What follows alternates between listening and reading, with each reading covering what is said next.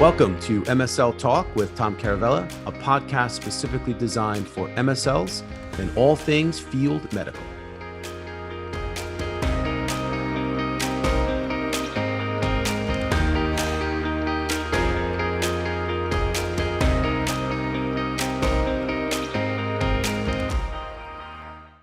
Hey guys, welcome to the podcast. My guest today is Allison Evans. She's Director of Medical Affairs at Certex Pharmaceuticals, and we discuss why companies should hire aspiring MSLs and how to go about it. So awesome conversation. Allison's great. I think you guys are going to like this. Don't forget to follow on LinkedIn and Instagram. Check us out on YouTube. We put all the videos up on YouTube. And join us for MSL Talk Live, which is the first Tuesday of every month at 1:30 p.m. Eastern time. And that was switched, new format. It's on LinkedIn Live. It's awesome. And we've been having huge turnouts and great conversations. So want to personally invite everybody to join us on those MSL Talk Live discussions. And thank you for listening. Have an awesome day. Hey there, Allison. Thanks for joining me. Welcome to the podcast. Thanks so much. Good morning. And thank you so much for having me. Yeah, I'm excited. I think this is going to be a tremendously popular topic. I think a lot of people are going to want to listen to this. So thank you for bringing this up and for taking time. I know you're busy. You got a new job. There's a lot going on in your life. We'll talk about that. But let's start with an introduction. All right, great. Well, my name's Allison Evans. Currently, I am the Director of Medical Affairs at Certex. We are an oncology device company. And of course, I have to say that the opinions expressed here are mine and not those of Certex. So, No, awesome. No, we appreciate that. Get that out of the way. And I want to welcome, we have actually a new listener base in Austria. And I want to welcome everybody that's been listening in Austria. We finally broke into the charts. So we're in the rankings in Austria. So I'm grateful for that. So just a quick shout out to all our new listeners in that area. So let's go right into this conversation of why companies should hire aspiring MSLs and how. And, I want to talk about your experience, but I also would love to have you just explain your background, how you got into industry and what kind of brought you to where you are now. Sure, absolutely. So I'm a nurse by training. I have my doctorate in nursing practice. I'm a perennial student, so I went back and got my MBA in healthcare management, as well as my master's in legal studies with an emphasis in corporate and healthcare compliance. And I am board certified as a medical science liaison through the MSL Society. Awesome. Yeah, that's exciting. So what brought me into industry, I actually started out as a commercial speaker, which is kind of an odd way to start things, right? And my MSL at the time mentored me through my doctoral program. I was very young and really took an interest in me and saw potential in me that I didn't even know existed. She became our director in 2016, and she called me and said, "Hey, what do you think about being an MSL?" And I said, "Well, sure. What are those? And what do they do?"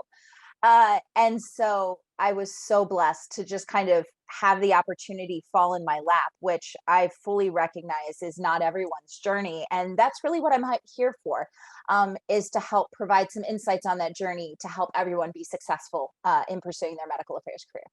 Well, and I'll tell you, there's going to be a lot of people that, first of all, are going to be very jealous about the fact that it just fell into your lap, but that are going to be very appreciative that you are coming on here and talking about how you can give back and help people, give them the answers to the test, so to speak, and help them in their career journey. But real quick, so you get into your MSL role, how did you transition into leadership? Sure, absolutely. So I had been an MSL for about 5 years, and I knew that I always wanted to people lead. When I was in my clinical position as an advanced practice registered nurse here in Ohio, I did have managerial responsibilities. I was number 2 in charge of my company. And so I had those experiences. In my extracurricular activities, I always had kind of a teaching, coaching role. And so it's something that I enjoy doing. So I envisioned as I got older that I would want to people lead. And I got to about 5 years and decided that I had experience to start, to kind of throw my hat in the ring. Prior to that, I didn't really feel comfortable. I didn't have the confidence in myself to lead other people in the way that I felt they deserved to be led. Yeah. Yeah. Did you wind up landing was it a promotion in a current company, or were you able to land a role in leadership at an outside company? I was able to be hired by an outside company into a Wow. national director's position. Yeah, it was again, it was kind of strange because the most logical sense would be to have a company mentor you and into a team lead, into a regional director, then into a national director. But given the size of our team, we only had 4 MSLs at that company, and so that kind of made sense for the size of the Yeah. company. If it were at a larger company where you have 16, 20 MSLs on a team, I would venture to guess that those mentorship opportunities would be more plentiful. I think it really just depends on the size and the needs of your company. Right. All right. So you make this leap into industry, you make this leap into leadership, and now you're going to hire MSLs. You have a Yes, choice, right? You have a choice of, do I hire experienced MSLs? Do I hire aspiring MSLs and train them?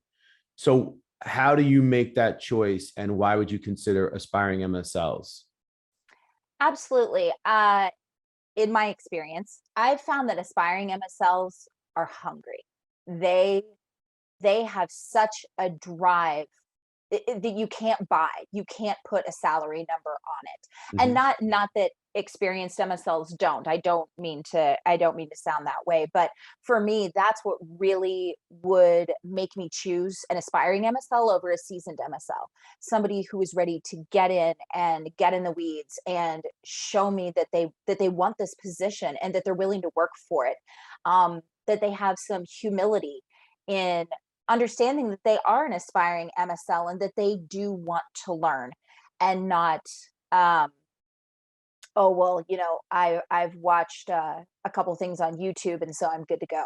I had an aspiring MSL say to me once, "Well, I've sat through a commercial dinner, so I can be an MSL now." And I was like, "Hmm, no friend, no friend. Yeah. That's not What not to say? no friend." Um, Yeah. and uh, so just those kinds of things, like, show me that you're hungry, show me that you're willing to work, and tell me how you're going to leverage your previous experience in this position. So for example, I started in retina. I'm not an ophthalmologist, I'm not a retina specialist, but I'm a nurse, and the product that I was dealing with had to do with patients with diabetes. I knew diabetes like the back of my hand, and so I had to paint a picture for the people that I interviewed with as to why I could be successful in this position. And that's what I would like to see aspiring MSLs do when they're interviewing. If I'm a pharmacist, I can bring this to your company. If I'm a PhD, my research is based on, I did research in, take your pick of topics. If you were a clinician, tell me how your clinical experience could fit based on what based on what you're doing. And I think that makes a very compelling story um, when you're looking to break Yeah. Oh, for sure. Yeah, I think you have to separate yourself, in. and Right, you have to exactly. be worthy to be able to get that opportunity. There's only so many opportunities out there to be MSLs, and you're Right, competing against typically a market where there might be some experienced MSLs in the candidate pool. So how are you going to separate yourself? How are you going to compete correct. with those folks? And Right, when you interview, do you interview? I'm sure you interview a diverse pool, right? I'm sure you have. absolutely. Right. So you look at all candidates, candidates with experience, candidates that don't have experience, and and if I'm hearing you correctly, you make your decisions and judge based on feel, on who wants it the most and who might fit the most based upon that interview. Absolutely. Team fit is a really big deal for me because if I've worked really hard to build a positive culture and a healthy workplace environment and a positive team dynamic where we have a lot of experience, the last thing that I want to do is hire somebody who's going to be a stick in the mud, right? So I also really hire for team fit. And I think that that's important to bring up in the interview as well, that you're a team player. Talk about how you can benefit your teammates, talk about what you can bring to the table that perhaps would be different. Um, I also personally make a point to hire for professional diversity. I don't want all PhDs on my team any more than I want all clinicians on my team. I like to have a nice mix because then I feel like everybody feels a little bit more vested in the process. And we kind of help to fill in our own knowledge gaps along the way. And it makes a much more equitable work environment, I find. Yeah. No, that's good. I mean, I think that's great advice for leaders that are out there looking to build teams. But I think it's also great for job seekers to be able to say, well, okay, I'm a PhD or I'm a PharmD or I'm a nurse practitioner, whatever their advanced degree might be. How do I leverage that? How do I, express my strengths and from my background and how that can be a great fit for the team. So you decide that you're going to, as you're hiring, you're going to consider aspiring MSLs, and you explain the reasons why. Now, what would be the advantages of doing that? Sure. Like I said, the aspiring MSLs that I've met are hungry, and they're so ready to break into the field. The ones who will be successful are the ones who have done their research, are the ones who have attended conferences and symposiums. Maybe they've gotten board certified. They've studied the compliance around MSLs. If you're interviewing with me and I say, tell me your knowledge of compliance as it relates to pharma or in, device or whatever, and they say, well, I don't know. Yeah. I don't need you to know everything about it, because of course there's lots of nuances, but I need to know that you've tried. I need to know that you've thought about it and put the time into it, that you've done your due diligence and that you actually know what you're getting into. Because if I start getting a whole lot of I don't knows, that doesn't tell me that. Never a good thing. No, Never a good it's thing. very off-putting. And even Yeah. and if you don't know, you can say, I've done the research, but I haven't come across that. Can you talk to me about that? There's always a way to reframe it. Yeah, for sure. No, I love that. And I think that that's a good lesson for people that are interviewing is I don't know is never a good answer for anything. And No, the word can't should never enter into the English no, language in any way, especially when you're interviewing. no. But I think, getting back, I think that just by opening up the candidate pool to aspiring MSLs, because in my world as a recruiter, a lot of times clients come to me and they say, well, we only want this. And it's really stringent. We want somebody with 3 to 5 Right. years of MSL experience. They have to have oncology experience, specifically in metastatic breast cancer. And oh, by the way, they need to live in this, zip code. Like Right. it could be really stringent, but by opening the candidate pool and considering aspiring MSLs, I would imagine that it makes hiring a lot more efficient, or at Yes, least gives you more options. absolutely. It may, and it also makes it more competitive, right? Like, you don't know who you don't know. And I feel like when they want this super ultra strict environment for hiring and recruiting, you may be missing out on some really, really awesome candidates that you would have missed by having it be so strict. Now, I by no means am advocating that, that you would hire in, I don't know, an optometrist into something for liver. It doesn't make sense. You know what I mean? Or things like that. And nothing against my optoms. I came from eye care. So that's but apply for the jobs where it makes sense. Yeah. Apply for the jobs where you have the strongest chance. And for the companies that are recruiting, open it up a little bit into what makes sense. Maybe you're just wanting MDs in your eye care company. I would absolutely advocate for new optometrists or ophthalmologists or those adjacencies where you might find some highly qualified people. And again, everybody who is applying for these jobs is incredibly smart. Nobody's a dud. So like chances are you're going to be okay regardless. But then you've given yourself the opportunity to hire for fit, to hire for passion and drive and those things that don't come along with academic degrees. Yeah. Well, and I mean, I hear everything you're saying. I think that this all sounds great. There's got to be disadvantages though. Are there challenges with just pure volume? What would be the disadvantages of opening it up the way we're talking about?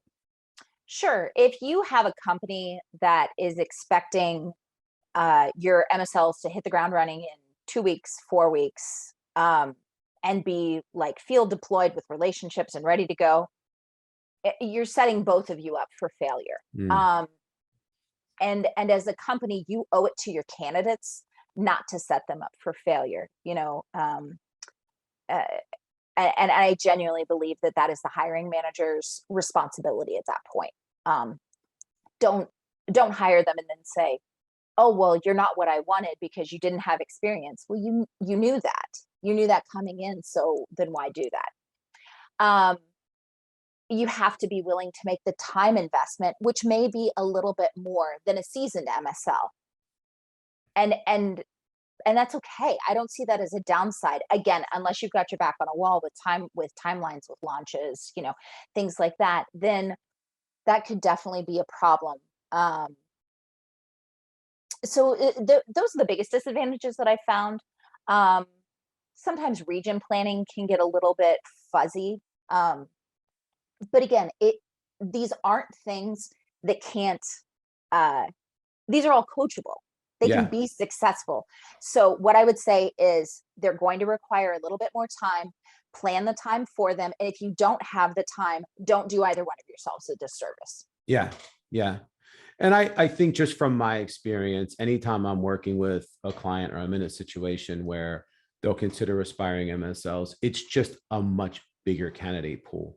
So there's a Yes. lot more vetting that needs to happen. There's a Yes. lot of legwork up front to make Yes. sure that you are finding the right candidates that are the right fit. Agreed. And one of the things that I always tell when I coach aspiring MSLs and talk to aspiring MSLs, one of the most common filters in the process is the question, well, what does an MSL do? Or why do you want to be an MSL? Those are Right. two questions that if you can't answer those with a good answer, you're probably going to be eliminated right from the beginning. It might be a 10-minute interview. Absolutely. Because if you can't tell the hiring manager what an MSL does, then you're not qualified. Right. Absolutely. You should have thoroughly read the job description, and I would expect you to be able to speak to that. I understand, thank you person from company X for interviewing me. I understand that you're looking for fill in the blanks. This is how I can meet those objectives. Um, it, if you haven't taken the time to match that up, uh, don't waste the company's time in interviewing. You need to show up ready for the job that you want. I've had people who don't know what an MSL does, who haven't done their due diligence, haven't done the research, um, think because they've just been a clinician for so long that they can just, oh, well, I'm sure this would be fine. No, no, no. These things are very, very different. Um, and additionally, showing up for the job that you want. I've had people interview in just like tank tops or t-shirts or stuff like that. Like that doesn't tell me that you're taking it seriously. It doesn't show the respect. Um, or that you value that person's time. So I want you to show up like you got the job. It's your first day and you're standing in front of the CEO. Like that's the kind of like laser focused mentality that you should have. And I'll be honest, aspiring MSLs do have to try harder to get these jobs than seasoned MSLs. No So if doubt. you so if you know you have to try harder, then be that. I got to tell you, this is such great advice, and I'm sure that there's a lot of people out there feverishly taking notes, because here's the thing: a lot of people they don't really know the Right. expectations. But I can tell you that when you're interviewing for an industry position, it's not an information gathering session. It's not an No. opportunity for you to go in and ask questions and learn about the role. In Right. no world is it okay to say, well, I was hoping to learn a little bit more about this in this conversation. No. It's you need to prove to everyone that you're speaking to, the hiring team, the hiring manager, everybody involved, HR, whoever's involved in the hiring process, that you're the right fit for the company, and that Correct. you're coming knowing exactly what value you're going to bring to the organization. It's not, well, I really, I heard about this MSL role and it sounds great, but Mm-mm. I was hoping to learn a little bit more about it. Can you tell me about it?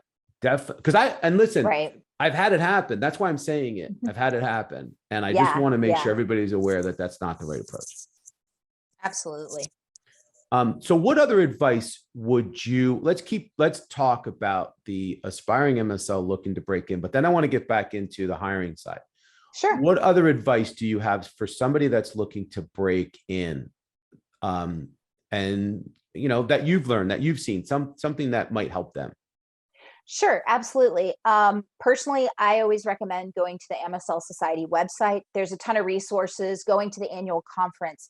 Networking is such a big thing because, we all kind of look the same on paper, right? So, but if you, Tom, know me, Allison, because we've had a chance to talk and shake hands live, you're going to be consciously or subconsciously more like, oh, yeah, I want to talk to her. Or, conversely, maybe you're like, no, she's terrible. I don't want to talk to her again. But Could happen. taking those face-to-face opportunities where you can network, within those professional sites, network on LinkedIn. And I can't tell you how many people that I've had just like send me a connect request. Like, I don't know you. Like, take the time to be like, hey, I heard you on the podcast, or I heard you speak at the conference, or I saw that you had this. And I was wondering if I could have 5 minutes of your time to talk. Like, there's many of us who have been in industry for years who are very willing to help and mentor, but we need a little bit of background around what your intention is. That's great Just advice. Yeah, context that's matters. really good Don't cold advice. call. Don't cold Well, call. I'll tell you though, and it's all in the approach. Yeah. If you take a really tactful approach and you're respectful of the other person and their time, and you send them a really nice note and make it brief. I could tell you, I get these requests for, mentorship requests, and hey, Tom, can I, chat with you for a few minutes? And it's like 17 paragraphs long. You lost me Yeah, along no, the way. I don't even know what you're looking for because I didn't get that far. I don't have that much time to read. So just exactly. make it really simple and to the point. Right. But I just think it's great advice. And I love the advice of, if you can afford it, get to conferences. Yes. It's just such a game changer. You hit the nail on the head. People migrate to what they're familiar with. So when you see someone, meet someone, shake their hand, get to talk to them, now it's not just a face to the name. You get this feeling from that person. You get to see how Right. they interact. You get to feel an energy level from people, and that Right. resonates and that stays with people if you handle the conversation the right way. But Right. you have to get up to the plate. You have to get up to bat in order to do that, That's right? right. And it also gives aspiring or seasoned MSLs the opportunity to vet companies ahead of time, because you have a chance to meet your coworkers. And maybe you're like, oh, I've heard so many good things about this company. And then you meet this team and you're like, mm-mm, not a thing. That's okay too. That's what networking is for. It doesn't mean that they're not going to be a valuable resource. It doesn't mean that they can't help you along the way. But if it's not the right fit for you, be honest. And that's okay. You can realize, this is a great team, that I may be able to learn and connect with. But I don't really see myself being at that company. It's too big, it's too small, it's too whatever. And that's all right too. Like, don't sell yourself short, because the bottom line is our jobs are not just 40 hours a week. They are a ton of time. As a director, I'm constantly responding to calls, texts, emails at all hours, pretty much. I tell my team I'm available from 6 a.m. to pretty much 9 p.m. If it's the weekends, if it's the holiday, I'm not just going to ignore my team. Um, so you need to consider the jobs that you can work really hard in, but also afford you mental peace in that time, and that are not negatively stressful to you. Every job's stressful for whatever reason. But if it's taking up too much rent space, if you find that you're not that right fit, don't try to make it fit, because you will be miserable. And I couldn't agree more. I think in this job, when you're in industry, you're an MSL leader, you're an MSL, or you're aspiring to be an MSL, you have to be prepared to be on all the time. Yes. Right. And if you're not prepared to be on all the time, you really need to reconsider whether or not it's the right job for you. And I'm not saying, there's a lot of people I know that are introverts and it's difficult for them to be on all the time, Yeah. but they pull it off because they know how to find success in turning it on and off when they need to. That's different. But if Right. you really can't turn it on, and if it's really an effort for you, and I'll give you an example, if you go to a conference and you just can't approach people, then you might really want to consider whether or not you're going to have the wherewithal to do this, because you need to approach people. You need to put Right. yourself out there. You need to get out of your comfort zone.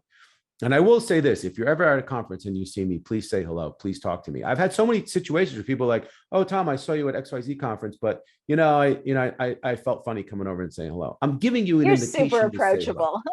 Well, I mean, of all people, like, honestly, I tell the connect with me on LinkedIn, say hello. Like, I want to be a resource. I can't talk to Right. everybody all the time when you want me to talk to you. I wish I could. That's why I did this podcast. But like, I will absolutely love to help you be a resource. And I absolutely will. If I'm at a conference, I'm going to talk to you. There's no question. Right. And I'm sure you feel the same way, because you're a people person and most MSL leaders are people. Just be tactful about it.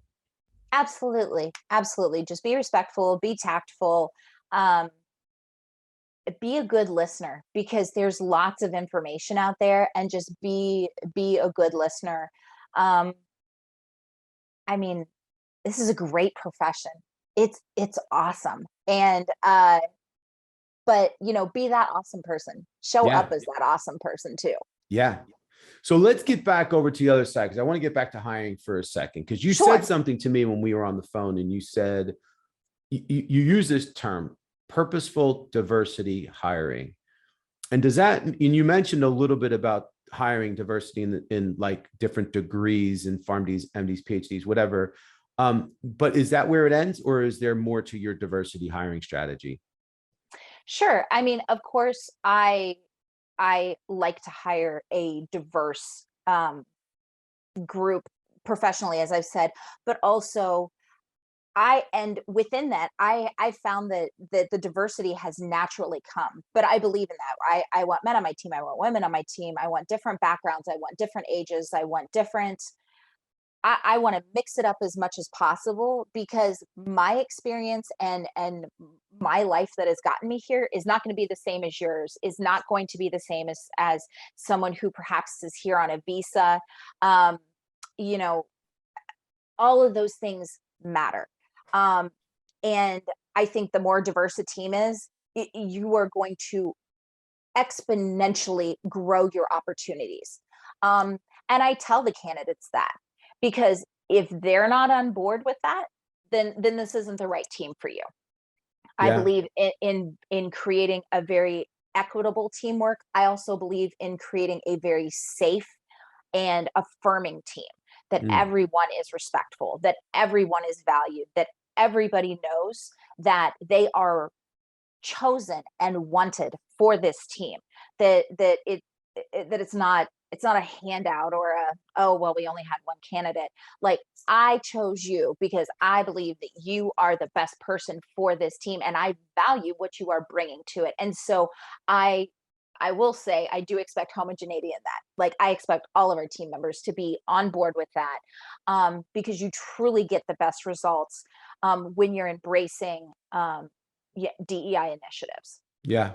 Yeah. And, again, that's why I wanted to ask, because I kind of figured, I thought I knew what you meant, but that was an interesting term, purposeful diversity hiring. And I'm sure you have a great team. And I know how careful you were with putting it together. And obviously, even just by considering aspiring MSLs, you're diversifying, because you're Right. bringing in, you're not just saying, okay, it has to look like this.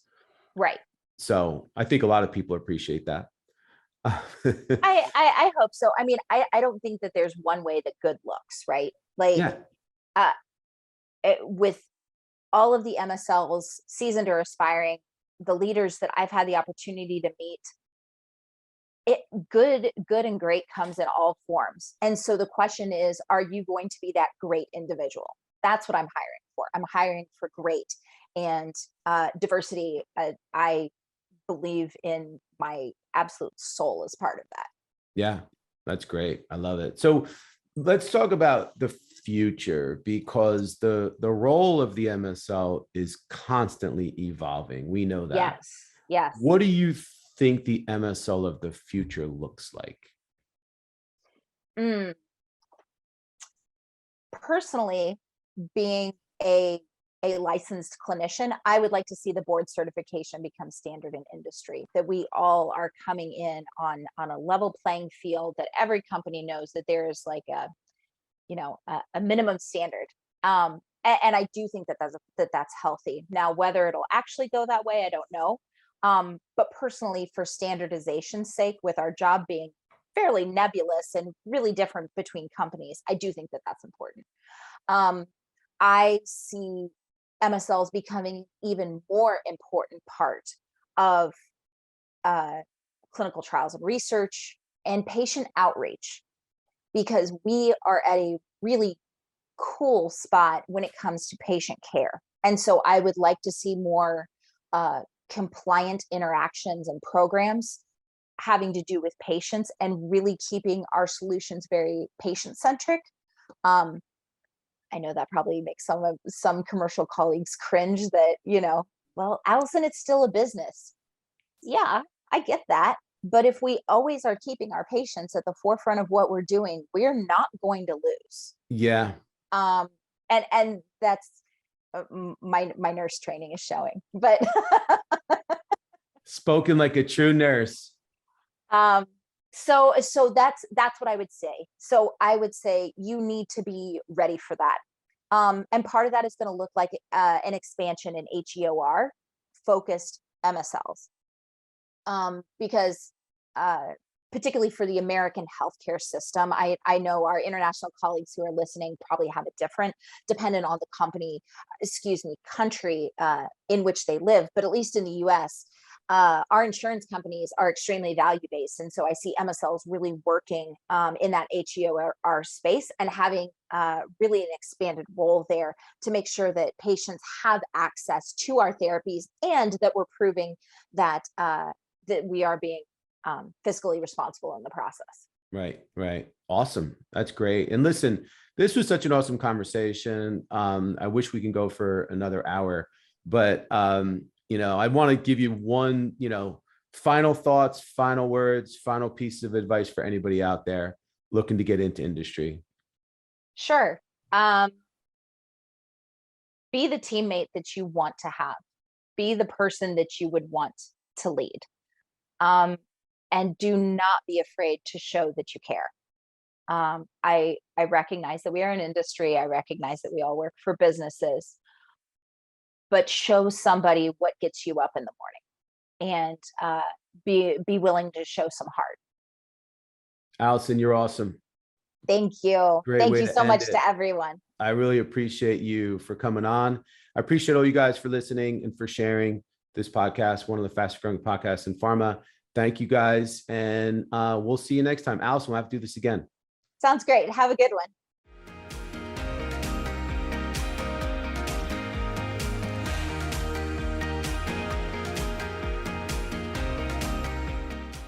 Thank you so much for listening to the show. If you've enjoyed it, please subscribe so that you don't miss episodes in the future. And feel free to leave a rating or a review or a comment. Thanks again, and I look forward to seeing you again soon.